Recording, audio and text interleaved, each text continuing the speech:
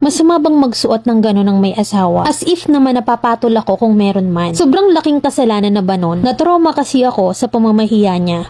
I am 27 and turning 28 na. Married pero wala pang baby. Ever since bata pa ako until nagdalaga at nag-asawa, hilig ko na talagang magsuot ng sleeveless, short at dress. Pero appropriate naman tignan at hindi naman halos hubad na. Iilan nga yung damit kong may kamay kasi kahit sa dress ay puro sleeveless talaga. Ewan ko ba, hindi ako komportable na may manggas. Hindi naman ako banasin pero dun talaga ako komportable sa ganung suot. Ang pananamit ko ay nakadepende din naman sa okasyon at lugar na pupuntahan. Kamakailan lang ay nagpunta kami sa lola ng asawa ko. Kapatid ng tunay niyang lola. May sinadya kasi kami na medyo malapit lang kasi sa amin yun. Wala namang okasyon kaya may sasadyain lang talaga. Mabilisan lang at hindi naman naabot ng 1 hour. Naka-shorts ako ng high waist at semi-crop top. Pero hindi pa naman nakikita yung aking tiyan. Pagdating namin sa kanila ay nasa loob sila ng bahay. Habang ako naman nag-aantay na nakatayo sa loob ng terrace nila. And then paglabas niya sa akin ay agad napatingin. Alam mo yung mata na pairap tapos ibinubulong sa mga kapatid niya. Ramdam ko naman na ako yon pero dead ma lang ako afterward. Pinaupo nila ako tapos diniretsa agad ako at ang sabi ba naman, ining ayaw ko niyang suot mo. Hindi ka dapat nagsusuot ng ganyan kasi may asawa ka na. Lalo na mag-a-abroad ang asawa mo, maiiwan ka ditong mag-isa. Akitin yan sa mga lalaki. Ang mga tauhan ko, hindi pwedeng ganyan ang suot. Ako nung nag-abroad ang asawa ko, 15 years, hindi ako nakapagsuot ng ganyan kahit isang beses. Nashock ako na parang tutulo na yung luha ko. Anong mali? Anong nagawa ko? Sabi niya pa sa asawa ko, aba utoy, wag mo naman papayagang magsuot ng ganyan ng asawa mo. Hindi magandang tignan. Sa susunod na magkita tayo at ganyan pa rin ang suot mo, yan lagi ang pupunahin ko sa'yo. Hindi tayo magkakaigi. Nung mga time na yan, gusto ko na lang maging isang patatas na nakabaon sa lupa sa sobrang kahihiyan. Oo, mga lola at pinsan ng asawa ko lang anando. Pero diba sobrang nakakahiya? Kung ayaw niya, sana pinag-usapan na lang namin privately. Sana ganun din ang ginawa niya sa asawa ko. Sa sobrang paggalang ng asawa ko, napa-oo na lang siya sa lahat para walang problema. Habang pauwi kami ng bahay, tahimik lang ako at walang kibo sa sasakyan. Diretso ako sa kwarto at doon na ako nag-breakdown. Sobrang iyak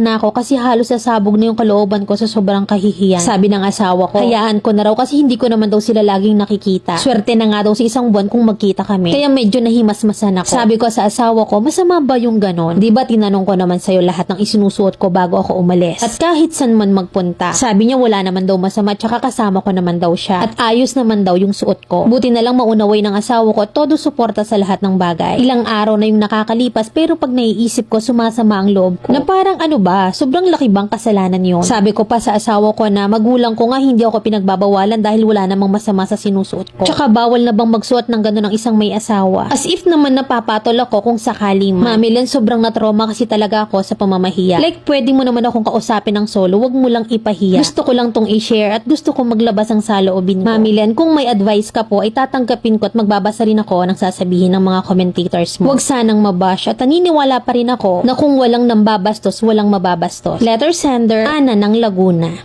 Baka naman kasi ang gusto'y nakapinyang tela ka at may pakpak ang manggas. May abanikong dala or nakaduster na may garter sa bewang. Ang pananamit ba ay base kung dalaga or may asawa ka na. Kapag maayos sa sarili, feeling dalaga. Tapos pag hindi ka nag-ayos, isisisi sa'yo na kaya ng bababae ang iyong asawa. May ganyan talaga mapanghusga. Ikakatwiran pa na mainit sa mata kaya nababastos. Ma-justify lang ng ibang lalaki yung mali nila. Hindi yun doon. Kasi kaya kami nababastos kasi bastos kang talaga. Sana dinipensahan ka ng asawa mo sa mismong harap nila. Na-approve naman sa kanya yung suot mo at hindi yung sa bahay ka lang i-comfort. Lalo na't ganyan yung side niya. Alam mo kasi sa panahon ngayon, tedma ka sa sasabihin ng iba. Basta't komportable ako, gusto ko yung ginagawa ko, sinusuot ko. Hindi sa inyo nanggagaling ang kinakain ko, wala kang ambag sa buhay ko. And most of all, supportive yung asawa ko, nating wrong. Sa description mo, hindi naman malaswa yung suot mo. Tsaka sabi mo, lola na, matanda na. Siguro kasi base na rin yun sa kinalakihan nila. Hamo na, yun sila conservative. Mapuna, mapanuri,